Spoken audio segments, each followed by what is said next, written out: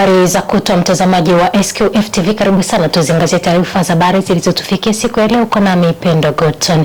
Mkuu wa mkoa wa Mwanza Saidi Mtanda amekabidhi pikipiki 18 zenye thamani ya shilingi milioni 54.9 kwenye vikundi viwili vya vijana maafisa usafirishaji wa Lugasa kata ya Nyakaliro pamoja na Waungwana group ya Mbugani kata ya Buliyeke.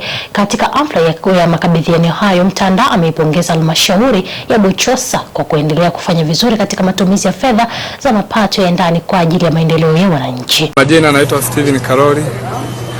Ninafurahi sana kwa hii kampani ya rais wetu aliyotupa hii kwa maafisa usafirishaji. Kwa kweli imekuwa ni fursa kubwa sana. Tulikuwa tunanyanyasika kwa mabosi wetu au wanaotuajiri, napewa miezi mingi, mwisho wa siku anaingia na tamaa na tunyang'anya, tunakomea njiani, lakini kwa fursa hii tuliyoipata tutaitumia vizuri. Hatutawafelisha na tutapiga kazi na tutaonesha juhudi ili hata wenzetu watafute vikundi waingie kwenye mfumo kama huu. Naitwa Alfonsi Levocatus Theonesti, bodaboda kituo cha Lugasa kata ya Nyakaliro. Nafurahi sana kupata mkopo huu wa 10% wa vijana wa halmashauri. Hivyo basi ningependa kuipongeza serikali ya awamu ya 6 kwa kutupa mikopo hii. Kwa tunafurahi sana kupata kupongeza hivyo, na naomba na vijana wenzangu ambao hapo mtaani wachangamkie fursa hii.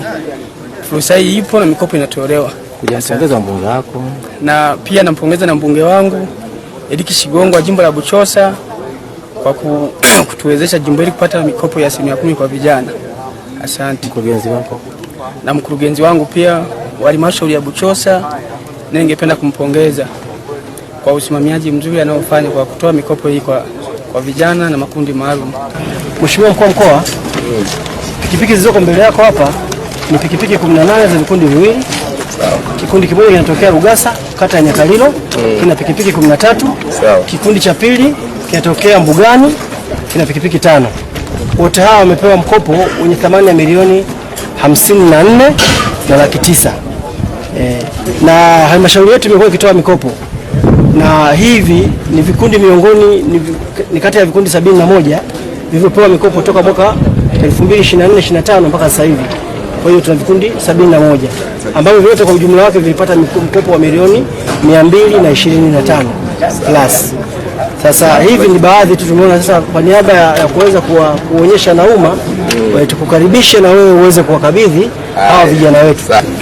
Halmashauri ya Buchosa imekuwa inafanya vizuri sana. Kwanza katika kukusanya mapato, pili katika kutumia vizuri mapato yao. Kwa hiyo ukiona halmashauri wameangalia na wakaamua kutoa mikopo hii ya pikipiki kwa vijana, mimi ninawapongeza sana halmashauri ya Buchosa. Lakini jambo kubwa kabisa, ninatoa wito kwa vijana ambao umepokea mkopo huu. Pale ndani nimesema na hapa narudia, hii sio sadaka. Huu ni mkopo. Na Waswahili wanasema dawa ya deni. Na nimetoa maagizo mle ndani, wasiolipwa mikopo wakamatwe, wawekwe polisi, wapelekwe kokote, ili mradi mkopo wafanye nini? Kwa hiyo narudia tena kwa vijana nyie, hasa nyie mliovaa jezi nyekundu, mlipe nini? Mlipe. Na wewe Chelsea ulipe nini? Kwa hiyo dawa ya deni siku zote ni kufanya nini? Lakini la mwisho kabisa, tutunze hii rasilimali. Hii ndiyo ofisi yako wewe. Wewe darasa lako na shule yako iko kwenye nini? Kwa hiyo hili ni ofisi. Kwa hiyo jeshi la polisi wa mheshimu aliyejiajiri, na nyewe mliheshimu jeshi la polisi. Tuheshimiane kwa kifupi. Wana polisi na wenyewe wako baadhi ya polisi wachache wanawageuza vijana kuwa dili. Hawa wanatafuta maisha, wanaganga njaa tu. Zaidi ya wakazi 200 wa mtaa wa Msumi kata ya Mbezi wameanza kunufaika na huduma ya maji safi baada ya mamlaka ya maji safi na usafi wa mazingira Dar es Salaam DAWASA kuendelea na zoezi la ugawaji wa vifaa vya maunganisho mapya ya maji katika eneo hilo.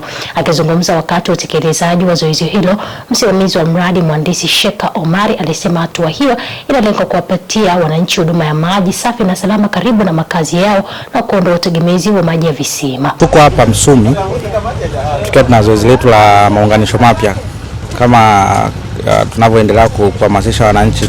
Ni awamu ya pili sasa kuja kujitokeza kuomba maji na tunawatolea konto namba na kuwaungia. Mpaka sasa tumeshaungia wananchi takriban zaidi ya 500 na zoezi letu linaendelea.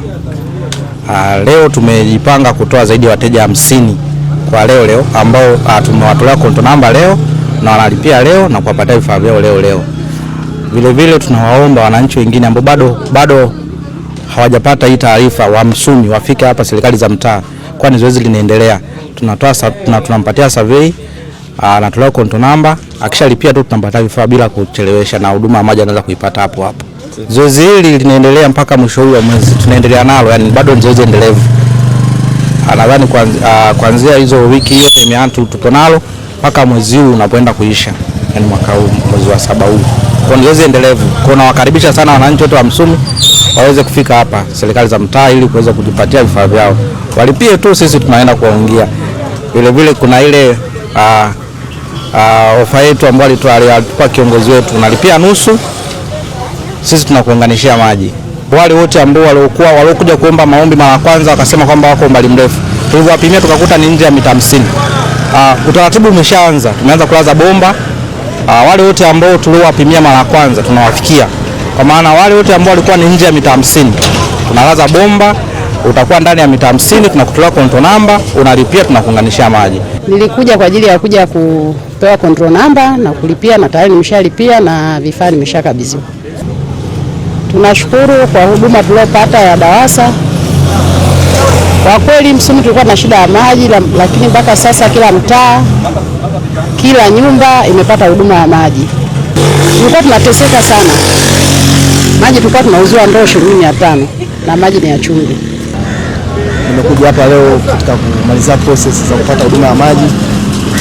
Kweli kwa muda mrefu tumeishi kwa shida sana kutegemea huduma ya maji ya chumvi. Kwa tunashukuru DAWASA kwa kuweza kufika hapa kutufikia na umetupa favor sana. Kwa mfano sasa hivi ili kupata huduma sio lazima kama moja kwa moja uende ofisi za DAWASA Kimara, umeleta dawati hapa pamoja kwa moja. Kwa hiyo kama ukimaliza process ukipewa control number unalipia leo unaenda kufungiwa. Kwa hiyo kwa kweli tunashukuru sana. Changamoto ni nyingi, mfano maji ya chumvi tulikuwa tunanunua unit moja mpaka shilingi 4,000 kwa unit moja. Lakini kwa bei ya DAWASA kidogo inakuwa chini zaidi. Kwa hiyo afu pia sio maji ambayo yanapatikana muda wote. Unalipa bili ni kubwa, lakini bado huduma hazipatikani muda wote kwa sababu. Waziri wa Nchi Ofisi ya Rais Mipango na Uwekezaji Profesa Kitila Mkumbo amesema mchakato wa kupata katiba mpya nchini ni ahadi ya serikali inayoongozwa na Rais Daktari Samia Suluhu Hassan na utafanyika kwa kuzingatia misingi ya demokrasia, utawala wa sheria na utawala bora. Akihimiza mjadala wa taarifa ya hali ya uchumi na mpango wa taifa wa maendeleo bungeni mjini Dodoma, Profesa Kitila alisema serikali ya Chama cha Mapinduzi CCM imejipanga kutekeleza ahadi zake zote zilizomo katika ilani ya uchaguzi mkuu wa mwaka 2025 ikiwemo suala la katiba mpya. Nchi yetu inatawaliwa kwa misingi ya demokrasia. Aidha, sera za CCM, sera za msingi wa CCM na nukuu, kinachotuunganisha kama wanachama wa Chama cha Mapinduzi ni fikra na itikadi na imani ya chama kuwa binadamu wote ni sawa na kila mtu anastahili kuheshimiwa kwa utu wake. Mheshimiwa Mwenyekiti, sehemu ya 2.6 aya 47 ukurasa wa 2 wa ilani ya Chama cha Mapinduzi, CCM inasema CCM inaamini kuwa misingi imara ya utawala bora, demokrasia, haki za binadamu na utawala wa sheria ni muhimu katika kuhakikisha taifa linaweza kuwa na amani na utulivu. Aidha, katika kutekeleza hili, ilani imeahidi pamoja na hatua zingine kuhuisha na kukamilisha mchakato wa katiba mpya. Sasa watu wanaenda kule wanasema wanafanya maandamano, wanafanya mikutano ya kudai katiba mpya.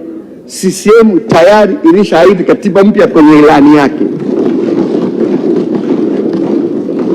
na wananchi wasieleze kana kwamba kuna mtu mwingine mwenye ajenda ilani hii nje ya chama kinachotawala.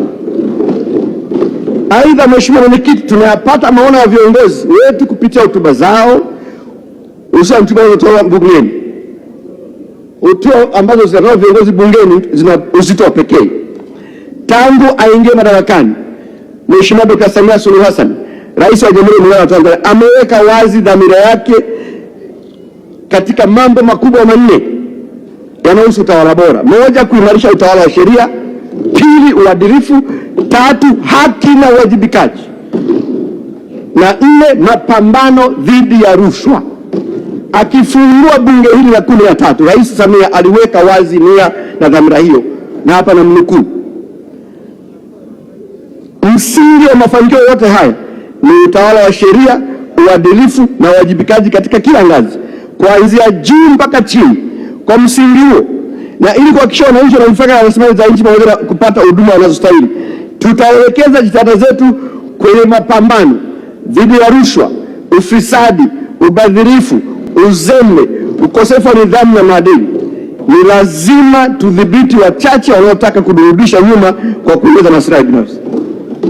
Vijana watafiti wa masuala ya tiba mbadala wameishauri serikali kusimamia sera ya ushirikishwaji na ujumuishwaji wa makundi yote yakiwemo wataalamu wa tiba hiyo, na kuongeza mnyororo wa thamani wa tiba asili na kuendeleza matumizi yake ili iweze kutoa mchango sahihi kwenye sekta ya afya na kutumika katika fursa mojawapo ya ongezeko la ajira kwa vijana. Na kutokana na utafiti wetu tumekuja kugundua kwamba tiba asili wanaitumia kwa kiwango cha 60%, lakini kuna vitu ambavyo vinasababisha tiba asili mpaka sasa hivi thamani yake kuendelea kuwa ndogo, ambayo tumeona vitu kama mitazamo ya watu. Cha kwanza, mtazamo wa mtu anakuambia tiba asili mimi siwezi kuitumia kwa sababu wanavyoiandaa haiko sawa, kwa sababu watu wa tiba wenyewe elimu yake bado ndogo. Hivyo ndio mitazamo ambayo inasababisha kwamba tiba asili mpaka sasa hivi inaendelea kuwa ndogo kutokana na utafiti wetu.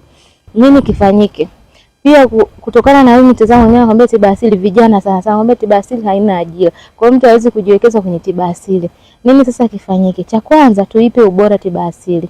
Cha pili, tuithamini. Na cha tatu, watu wa tiba asili wapatiwe elimu, kwamba wapatiwe elimu ya kutosha, wapewe vyeti. Kwenye ile elimu watajua elimu ya kupima, elimu ya kuhifadhi na elimu ya kutunza tiba asili na kuacha kuirithisha. Maana tiba asili pia tumeona kwamba inarithishwa kutoka sehemu moja kwenda kwa njia ya mdomo. Kuna serikalini kuna utafiti unaendelea. Muhimbili wanafanya utafiti, lakini tunachomaana kwamba washirikishwe kutokana na wenyewe wanachodhani kwamba hawashirikishwi. Ninachoomba serikali tusaidie zile dawa ziboreshwe, ziweze kupata soko na ziweze kupata ajira kwa wengine, kwa sababu kama mimi sasa hivi ninapokuwa mzee, naomba kwa sababu sasa hivi ninawarithi vijana wadogo ambao nawafundisha hizo kazi ili tiba asili iweze kuhifadhiwa, kwa sababu tija kwa mwananchi yoyote, kwa sababu inasaidia tiba, inasaidia magonjwa mbalimbali. Kwa mtazamo wangu na ninachokiona kwenye sera ya ujumuishaji wa tiba asili, sera inatambua na imeweza kuonesha mchango wa tiba asili kwenye utoaji wa huduma za afya, na kwa nafasi ambayo sasa hivi na michakato inayoendelea ambayo tunafurahi kusema kwamba kupitia kwenye sera na mipango mbalimbali ya serikali, tunaona sasa tiba asili inaingizwa sasa kwenye huduma ambayo nasema tiba jumuishi, kwa sababu sasa hivi serikali na hospitali 7 ambazo zinatoa dawa asili nchini, hospitali za rufaa. Kwa hiyo ni mchakato ambao unaonyesha kwamba kuna kutambua. Msemaji wa Jeshi la Polisi, naibu kamishna wa polisi DCP David Misime, amesisitiza umuhimu wa wanafamilia na jamii kwa ujumla kuishi kwa upendo kwa kuzingatia unyenyekevu pamoja na kufuata mafundisho ya Mwenyezi Mungu ili kuwa na mwisho mwema hapa duniani. DC Misime amesema hayo kwenye viwanja vya FFU mkoani Tabora wakati wa ibada ya kumwaga aliyekuwa kamanda wa polisi mkoa wa Tabora ACP Richard Ambao. Ndugu zangu, waombolezaji wenzangu, kifo kinavyotokea, kifo chochote kina funzo. Kama sio mawili matatu, mojawapo linatukumbusha kwamba lazima kila mmoja atakufa. Kwa hiyo usinyanyue mabega sana, kuwa na upendo kama Bwana alivyokuwa na upendo. Tumejitokeza kuja kumuombea leo, lakini kifo kinatufundisha thamani ya unyenyekevu. Kama Bwana angekuwa mnyenyekevu katika utendaji wake wa kazi, ni wazi kwamba tungekusanyika kwa wingi namna hii. Lakini kifo kinatukumbusha kwamba tukusanyike tuje kusikia neno la Mungu. Tumesikia heri 8 hapa, na naamini kila mmoja kuna kitu amekibeba pale. Heri wapatanishi, maana tukapatanishe huko nyumbani kwetu. Nilikuwa naongea na schoolmate wangu Father Juvenali, asante Mungu, kabla misa haijaanza. Mimi nikiwa seminari, nikiwa kiranja mkuu, alikuwa msaidizi wangu. Nikawa namwambia, unayaona duniani sasa hivi, kanisa linatakiwa lizame sana, viongozi wa dini wazame sana, turudi kwenye familia, tutengeneze watu wanaothamini upendo, wanaothamini utu, wanaokuwa wanyenyekevu, waadilifu na kadhalika. Wazazi wenzangu, turudi kwenye familia zetu, tutengeneze vitu, tutengeneze makamanda kama huyu alelala hapa. Lakini kifo kinatuambia au kinatukumbusha, nenda hudhuria, usikie watoto wanawaambia nini wazazi wao. Nimemsikiliza ule binti mdogo hapa, amesema wazazi mtulinde.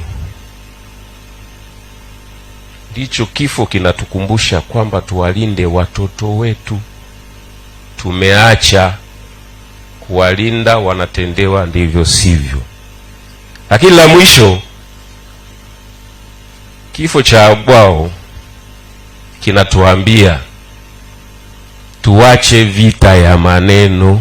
Ni hayo tu yaliyojiri katika taarifa habari kwa siku ya leo. Asante sana kutenga muda kwa thamani, mtazamaji wa SQF TV. Nikutakie jioni iliyokuwa njema. Ulikuwa nami Pendo Goton.